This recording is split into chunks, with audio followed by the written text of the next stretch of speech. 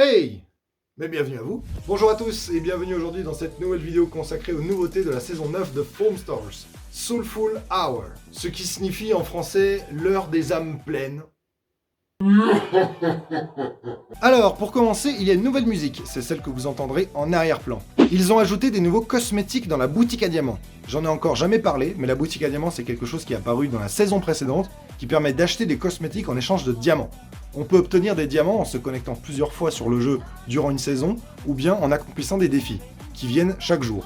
Sinon évidemment le Battle Pass de la saison, mais on y reviendra en fin de vidéo. Ils ont aussi corrigé plein de bugs par-ci par-là, mais rien concernant la stabilité de la connexion, dommage. Et ils n'ont pas corrigé aussi le bug qui est présent depuis au moins un mois, qui force certains personnages à devoir recharger 2 fois de suite avant de pouvoir retirer. C'est super chiant. Il y a une nouvelle map qui s'appelle la Villa d'éclat doré pour le mode Smash the Star, qui est une résidence de luxe en bord de mer. Le style de la map est tout bonnement magnifique. La petite pistoche, le mini-bar, il y a même des feux d'artifice au loin, c'est insane. Après, en termes de forme, pour jouer dessus, je trouve que la map est déjà trop petite. Et ensuite, il y a plein de petits reliefs, du coup, il y a moins de mousse. Et le grillage au middle fait vraiment Splatoon pour le coup. Je dis souvent que ces deux jeux sont bien différents, c'est pourtant bien le cas, mais il faut vraiment qu'ils arrêtent de copier chez le voisin, c'est chaud. Bref, la forme de la map fera que généralement les fights se passeront dans un spawn, soit devant celui des ennemis, soit devant le nôtre, c'est dommage. Je vous laisse mes réactions quand je découvrirai la map. Attends, moi d'abord je regarde le spawn tranquille, il y a des chaises longues, il y a des piscines, il y a un bar, là il y a un espèce de poteau, là il y a une rampe. Ah d'accord, là c'est le bord de la map. Du coup, on peut passer. Bon, on peut aller là-bas. Le bord de la map est arrondi, c'est assez sympa. La piscine au middle, je pense que tu meurs là. Hein. Ouais, là oui, mais là sur le côté, je pensais au début que c'était, j'étais pas sûr. Là où j'ai tiré là. Ouais. Ah oui, oui, oui. Au début, je me suis posé la question, j'ai dit oh bah j'essaye. Non, ça c'est le petit coin de la mort quand t'es là, c'est que t'es déjà mort en fait. Ouais. Faut pas aller là-dedans. Et du coup, les grillages alors.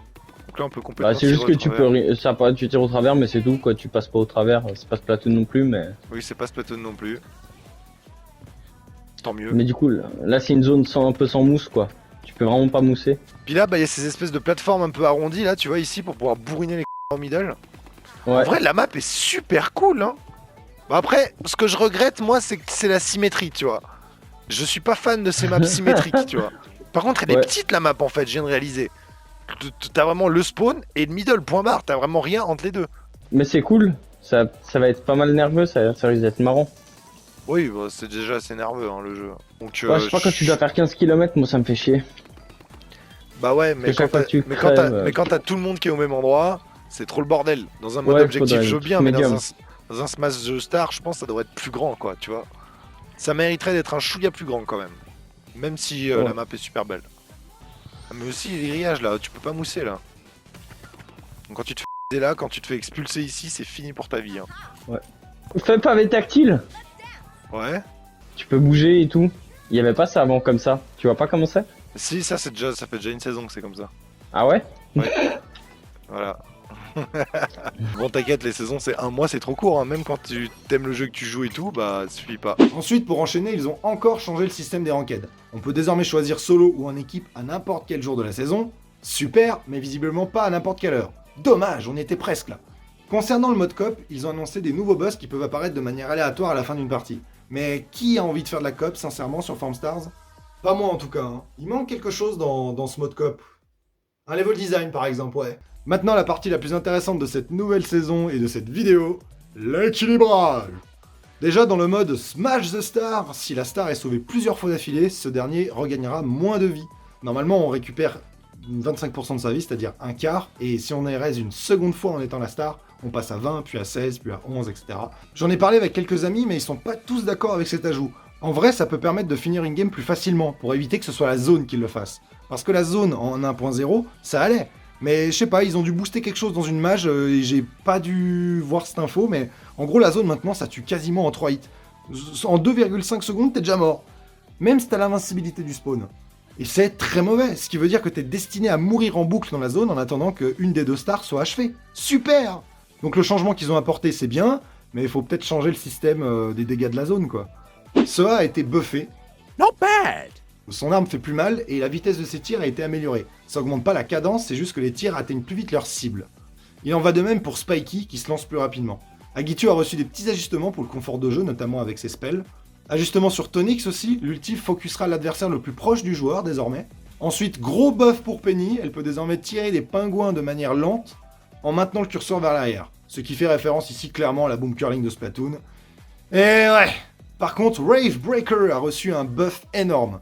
Son sort Oh Mine de Foam, qui lui permet de rentrer dans la mousse, permet désormais de se déplacer plus vite et de ressortir plus vite pour frapper les ennemis, en y ajoutant plus de mousse.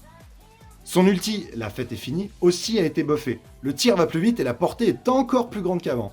Donc vraiment, l'atout violet de Rave Breaker est indispensable avec ça. Chloé Noir a été nerf. Une dinguerie, le cooldown du tireur à la mode a été augmenté. Du coup, ça fait un peu mal à ma strat, je vais pas vous le cacher, mais ça reste jouable. Ensuite, Ramsey, il a été buff ça.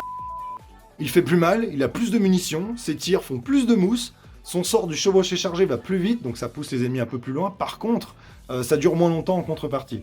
Son ulti peut désormais être activé à tout moment lorsqu'il se propulse avec ses propres bombes. Le chacal du démon. Bien le bonjour. Pour Bublo, il ne stun plus avec ses bouteilles, parce que oui, le sort des bouteilles, là, ça lui permettait de pousser les ennemis en arrière-plan si on se le prenait de plein fouet.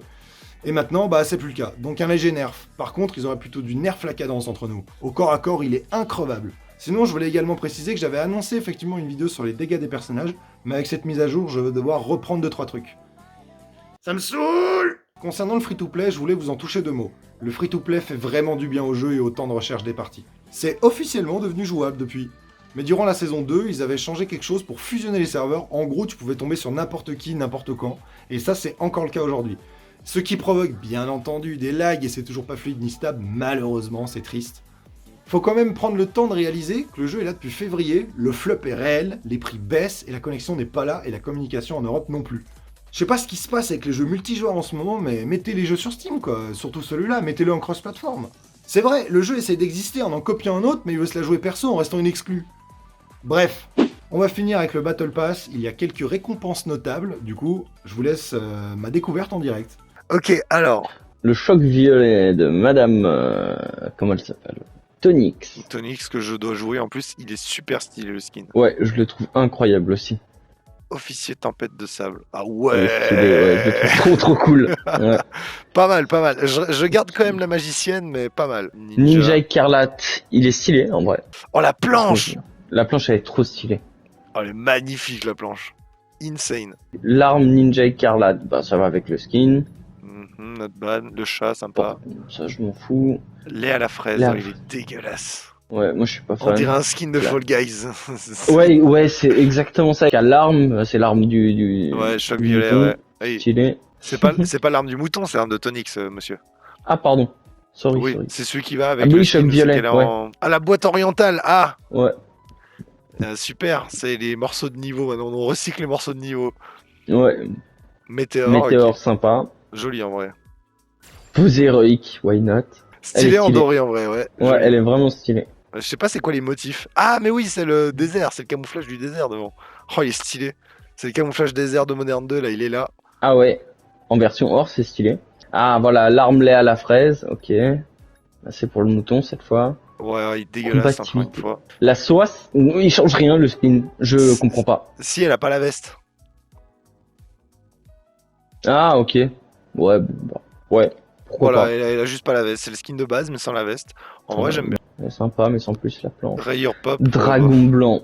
Par contre, le skin de Bublo, il est incroyable. Et le skin aussi. Je le trouve trop stylé. Ah ouais, le skin, j'avais pas vu. Il est incroyable. On dirait Hanzo un peu. Ouais. C'est Hanzo avec une batteuse.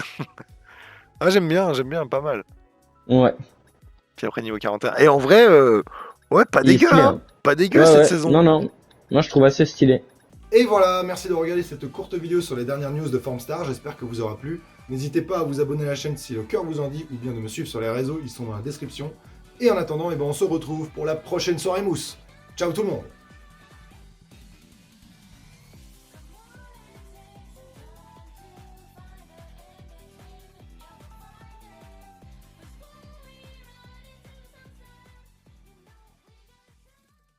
Moi je joue à un jeu multijoueur qui lag, et j'adore ça.